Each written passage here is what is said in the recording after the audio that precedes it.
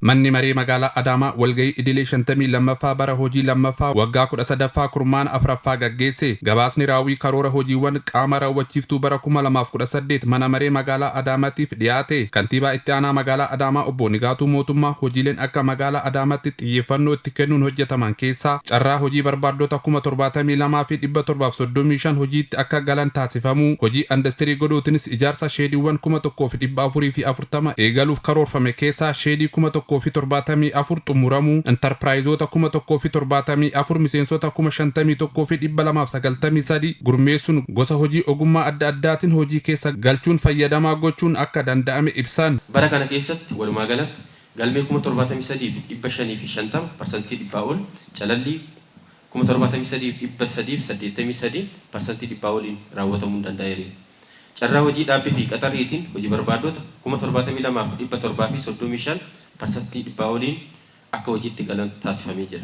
Hojii industirii godoo ilaalchisee bara kana keessatti ijaarsawwan sheedii 1,440% dhibbaan eegaluun sheedii 1,074% xumuramuu danda'ameera.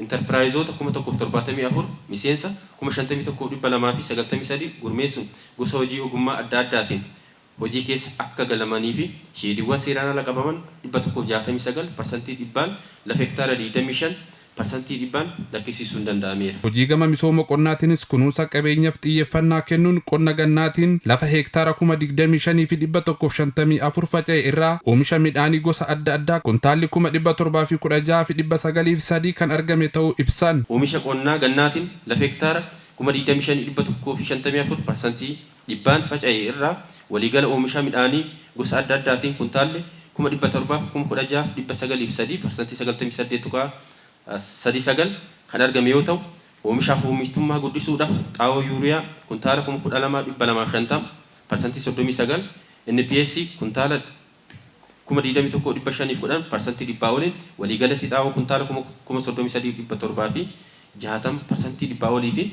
sanyii filatamaa kuntaala 339% dhibbaan dhiyeessuun raabsamuun danda'ameera. Kana malees inisheetifoota gama qonna magaalaatiinis bara 2018 keessatti hojii inisheetifii misooma kuduraa fi muduraa lafa hektaara 16.5 irraa oomisha kuntaala 2,656 argamuu kan ibsan obbo Nigaatuun raawwiin hojii waliigala bara 2018% dhibbaa oliin akka raawwatame ibsan. Bara kana keessatti hojii xiyyeeffannoo addaatiin hojjetamaa ture keessa ijoon hojii inisheetifii qonna magaalaati. Bu'uuruma kanaan hojiin inisheetifii misooma kuduraa nyaata kobooroo koo hektaara 16.5% dhibbaaf 3 ol irratti kuduraawwan kuntaala 2,656 argachuun danda'ameera.